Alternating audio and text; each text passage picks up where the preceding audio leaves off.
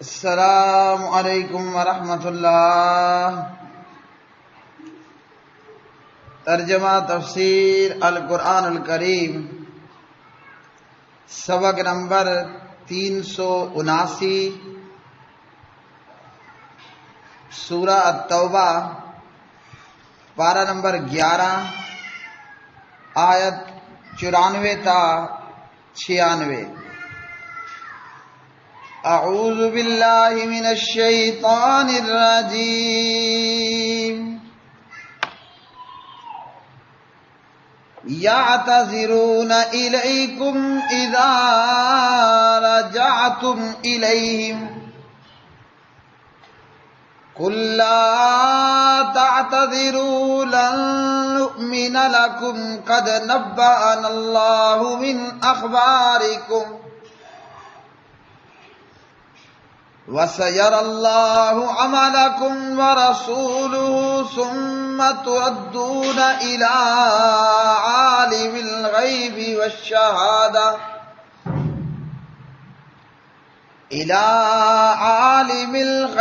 وَالشَّهَادَةِ فَيُنَبِّئُكُم بِمَا كُنتُمْ تَعْمَلُونَ۔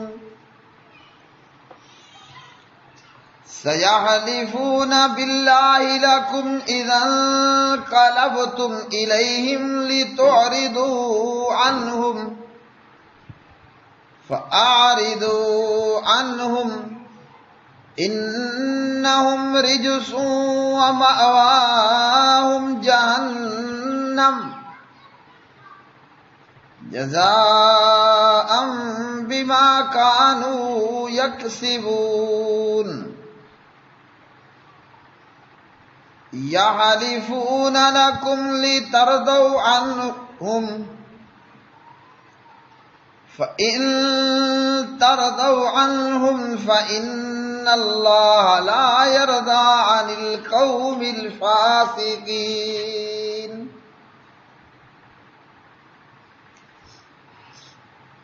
تمہارے سامنے عذر پیش کریں گے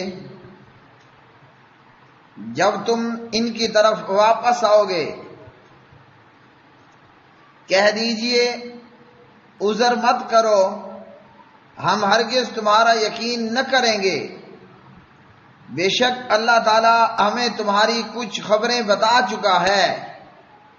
اور ان قریب اللہ تعالی تمہارا عمل دیکھے گا اور اس کا رسول بھی، پھر تم ہر پوشیدہ اور ظاہر چیز کو جاننے والے کی طرف لوٹائے جاؤ گے، تو وہ تمہیں بتائے گا جو کچھ تم کرتے رہتے تھے۔ ان قریب وہ تمہارے لیے اللہ تعالیٰ کی قسم کھائیں گے جب تم ان کی طرف واپس آؤ گے، تاکہ تم ان سے توجہ ہٹا لو، سو ان سے بے توجہی کرو،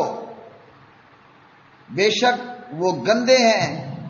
اور ان کا ٹھکانہ جہنم ہے، اس کے بدلے جو وہ کماتے رہے ہیں۔ تمہارے لیے قسم کھائیں گے تاکہ تم ان سے راضی ہو جاؤ، پس اگر تم ان سے راضی ہو جاؤ تو بے شک اللہ تعالی نافرمان لوگوں سے راضی نہیں ہوتا۔ یعتذرون وہ عذر پیش کریں گے، الیکم تمہارے سامنے، اذا جب رجعتم تم لوٹو گے، الیہم ان کی طرف، قل کہہ دیجئے لا تعتذروا تم عذر مت پیش کرو، لن نؤمن ہرگز نہیں ہم یقین کریں گے، لکم تمہارا، قد تحقیق نبأنا اللہ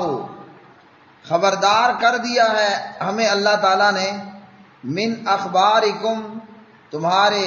کچھ حالات سے، وسیرا اور ان قریب دیکھے گا، اللہ اللہ تعالیٰ عمل تمہارے عمل، ورسولہ اس کا رسول، ثم پھر تردونا تم لوٹائے جاؤ گے الا اس کی طرف عالم جو جاننے والا ہے الغیب چھپی والشہادہ اور کھلی فینبئکم پھر وہ خبر دے گا تمہیں بما اس کی جو کنتم تھے تم تعملون عمل کرتے سیحلفون ان قریب وہ قسمیں کھائیں گے باللہ اللہ تعالیٰ کی لکم تمہارے سامنے اذا جب انقلبتم تم لوٹ کر جاؤ گے انقلبتم تم لوٹ کر جاؤ گے الیہم ان کی طرف لتعرضوا تاکہ تم درگزر کرو عنہم ان سے فاعرضوا پس تم درگزر ہی کرو عنہم ان سے انہم یقیناً وہ رجسن ناپاک ہیں ومأواہم اور ان کا ٹھکانہ جہنم و جہنم ہے جزاءم بدلے میں بما ان کے جو کانو تھے وہ یکسبون کماتے یحلفونا وہ قسمیں کھائیں گے لکم تمہارے لیے لترضوا تاکہ تم راضی ہو جاؤ عنہم ان سے فإن سو اگر ترضوا تم راضی ہو جاؤ عنہم ان سے فإن اللہ تو یقیناً اللہ تعالیٰ لا یرضا نہیں راضی ہوگا عن القوم الفاسقین ان لوگوں سے جو فاسق نافرمان ہیں۔ پیارے بھائیوں اور میری بہنوں، آج کا یہ سبق قرآن مجید فرقان حمید، ان آیات بینات میں اللہ وحدہ لا شریک منافقوں کی بدنیتی بیان فرما رہے ہیں۔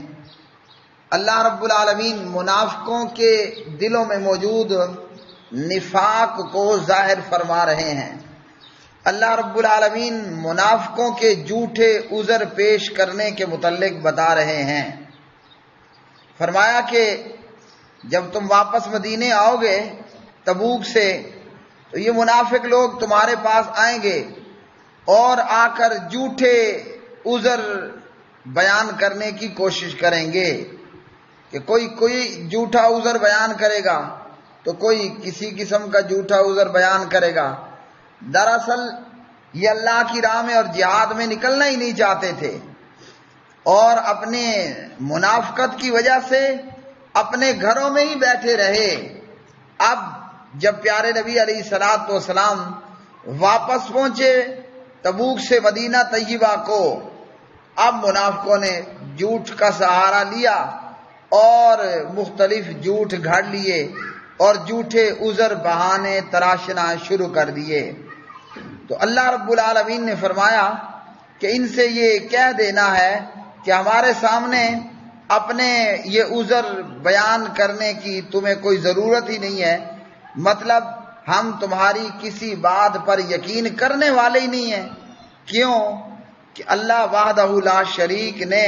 ہمیں تمہارے ان بد اعمال میں سے کچھ متعلق بتا دیا ہے۔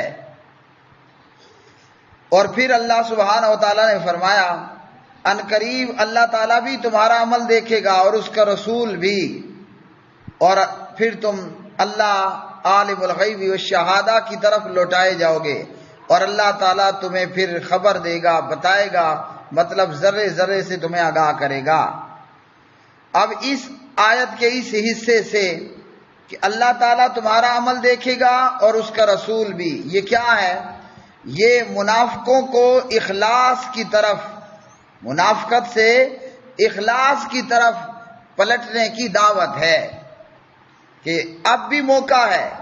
اب بھی موقع ہے، بات ابھی بھی نہیں بگڑی اور ابھی بھی خرابیوں کو دور کیا جا سکتا ہے۔ پیچھے جو تم نے منافقانہ زندگی گزار دی سو گزار دی، آئندہ تمہیں پھر موقع دیا جاتا ہے کہ اچھے کام کر لو، اپنے اندر اخلاص لے آؤ، دل و جان سے ایمان قبول کر لو اور آئندہ کے لیے جہاد فی سبیل اللہ سے اور اللہ اور اس کے رسول کی اطاعت سے جی نہیں چرانا۔ تو اگر تم اچھے اعمال کرو گے تو تمہارا جو عمل ہوگا وہ ہمارے سامنے آ جائے گا اور وہ عمل اللہ بھی دیکھ لے گا اور اس کا رسول بھی دیکھ لے گا۔ اور اسی طرح آگے کی آیات کے اندر فرمایا کہ ایمان والے بھی دیکھ لیں گے، یعنی مومنین بھی تمہارے عمل سے واقع ہو جائیں گے۔ تو تمہیں پھر موقع دیا جا رہا ہے کہ اب جو ہو گیا سو ہو گیا، آئندہ کے لیے اپنے اعمال ٹھیک کر لو، اور اگر تم نے اپنے اعمال ٹھیک کر لیے، اللہ اور اس کے رسول صلی اللہ علیہ وسلم کی اطاعت کر لی اور جہاد فی سبیل اللہ سے جی نہ چرایا، تو جب تم اچھا کرو گے تمہارے اچھے اعمال بھی سامنے آ جائیں گے۔ اور اگر آئندہ بھی تم نے دو نمبریاں اور دو رنگیاں کرنے کی کوشش کی تو یاد رکھ لو کہ اللہ کے سامنے بھی پیش ہونا ہے، اور اللہ وحدہ لا شریک ہر ظاہر پوشیدہ کو جاننے والا ہے۔ اللہ تعالیٰ ذرے ذرے سے واقف ہے، کوئی پتا نہیں گرتا مگر اللہ جانتا ہے، اور کوئی ذرہ جہاں موجود ہے اللہ وحدہ لا شریک اس کا جاننے والا ہے۔ اب یہاں سے بعض اہل شرک نے، کلمہ گو مشرکوں نے، بد عقیدہ لوگوں نے، قبروں مزاروں اور مردوں کو پوجنے والوں نے کیا نتیجہ اخذ کرنے کی کوشش کی کہ اللہ بھی ہمارے اعمال دیکھ رہا ہے اور رسول پاک علیہ الصلوۃ والسلام بھی ہمارے اعمال کو دیکھ رہا ہے۔ تو یہاں سے ایسا ثابت نہیں ہوتا۔ اس آیت کے اس حصے سے یہ لوگ پیغمبر کو عالم الغیب مانتے ہیں۔ ان کے عقائد کے اندر خیر آگے اور بھی بہت کچھ ہے کہ پیغمبروں کے ساتھ یہ جناب علی رضی اللہ تعالیٰ عنہ کو اور دیگر بزرگوں کو بھی عالم الغیب مانتے اور کہتے ہیں، اور یہ کہ اللہ کے علاوہ کسی اور کو عالم الغیب و شہادہ کا ماننے والا وہ بندہ پرلے درجے کا مشرک ہے۔ اللہ وحدہ لا شریک ہی عالم الغیب و شہادہ ہے، ہر غیب اور پوشیدہ کا جاننے والا اللہ ہی ہے، اور وہ جو پوشیدہ ہے، وہ جو غیب ہے، وہ ہمارے لیے غیب ہے۔ اللہ کے لیے تو ہر چیز ہی شہادہ ہے، اللہ کے لیے تو ہر چیز ہی ظاہر ہے۔ ہم زیادہ سے زیادہ کسی چیز کی سامنے کی صورتحال سے واقف ہو سکتے ہیں، لیکن اندر موجود کیا ہے اس سے ہمیں واقفیت نہیں ہے۔ تو جن کلمہ گو مشرکوں نے کہا کہ پیغمبر بھی عالم الغیب ہے، کہ اللہ تعالیٰ نے بتایا کہ ان قریب اللہ تمہارا عمل دیکھے گا اور رسول بھی، تو قرآن کی یہ آیات سے ان کلمہ گو مشرکوں کا یہ بد عقیدہ مسئلہ ثابت نہیں ہو رہا، اس لیے کہ اس آیت کے شروع میں ہی اللہ تعالیٰ نے فرما دیا کہ جب تم مدینے واپس پہنچو گے تو یہ منافق تمہارے سامنے آ کر عذر بیان کریں گے، جھوٹے بہانے بیان کریں گے، تو ان سے کہہ دینا کہ اپنے جھوٹے عذر ہمارے سامنے عذر مت پیش کرو،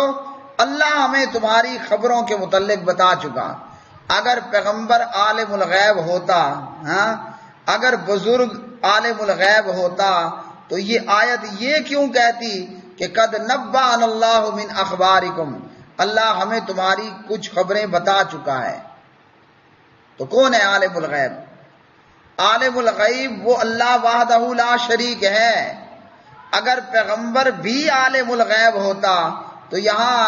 قد نبأنا اللہ نہ ہوتا۔ کیا مطلب؟ منافقوں کے دل میں کیا ہے، ان کے بہانوں میں کیا جھوٹ ہے، یہ تو اللہ نے پہلے ہی خبر دے دی۔ تو خبر اس کو دی جاتی ہے جو علم نہ رکھتا ہو، خبر کسے پہنچائی جاتی ہے جو نہ جانتا ہو،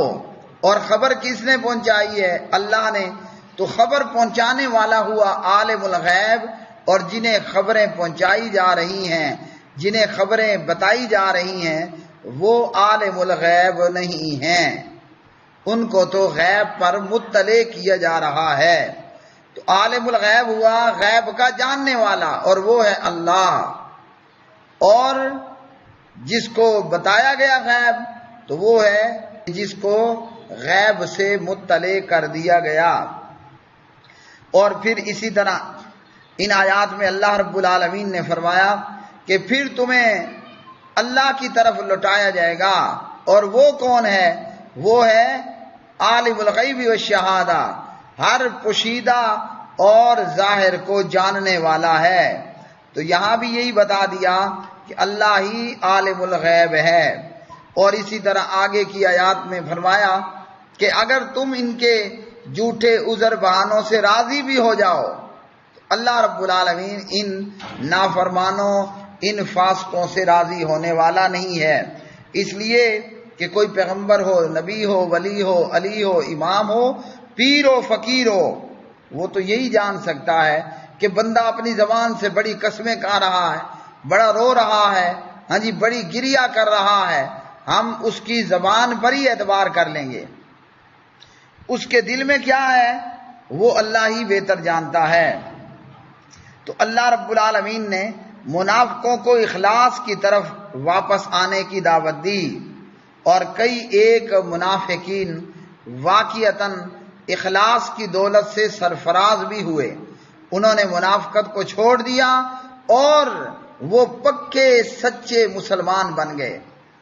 فرمایا یہ تمہارے لیے قسم کھائیں گے کہ تم ان سے درگزر کر لو، تو فرمایا کہ ہاں ان سے درگزر کر لو، مطلب یہ ہے کہ ان کے ان اعمال سے چشم پوشی کرو، درگزر کرو، موقع دو، ان کو موقع دو کہ سنبھل جاؤ اور سدھر جاؤ۔ اور دوسری مرتبہ فرمایا کہ درگزر کرو، تو مطلب کہ ان سے درگزر بھی کرنا ہے، اور ان منافقوں اور جہاد سے پیچھے رہ جانے والوں، اللہ اور اس کے رسول کی اطاعت نہ کرنے والوں کے ساتھ قطع تعلقی بھی کر لو۔ اور کیوں کرنا ہے قطع تعلقی؟ اس لیے کہ یہ منافق ہیں ہی گندے، یہ ہیں ہی ٹوٹل گندگی ہے، کہ ان کے اعمال گندے، ان کے عقائد گندے، ان کی سوچ گندی، ان کا نظریہ گندا۔ تو فرمایا کہ ان سے چشم پوشی کرو، انہیں موقع دو، اور ایسے لوگوں سے قطع تعلقی کر لو کہ گندے اعمال اور گندے عقائد کے لوگوں کی صحبت اختیار نہیں کرنی۔ کیوں؟ کہ وہ جیسے کہا گیا نا، نیک کی صحبت سے بندہ خود بھی نیک بن جاتا ہے، اور گندوں کی صحبت سے کیا ہوتا ہے؟ بندہ گندا ہو جاتا ہے۔ گندوں کی مجلسوں کو اختیار کرنے سے بندہ گندا ہوتا ہے۔ اب میں سارا دن اگر مسجد میں ہوں تو میرا ایمان اچھی حالت میں ہے، اور جب میں بازار نکلوں گا یا گندوں میں جاؤں گا تو میرے ایمان کا لیول خراب ہوگا اور کمزور ہو جائے گا۔ تو فرمایا کہ ان سے درگزر بھی کرنا ہے، ان کے اعمال سے چشم پوشی بھی کرنی ہے، اور ان سے قطع تعلقی بھی کرنی ہے، ان کی محفلوں، مجلسوں اور بیٹھکوں کو اٹینڈ بھی نہیں کرنا، کہ گندے لوگوں کی صحبت سے گندے اثرات پڑتے ہیں، اور نیک لوگوں کی صحبت سے نیک اثرات بندے پر پڑتے ہیں۔ اور جب پیارے نبی علیہ السلام آئے تو بے شمار منافق آئے، کوئی کہہ رہے میری نانی مر گئی، تو کوئی کہہ رہے میری اماں کے پیٹ میں درد تھا،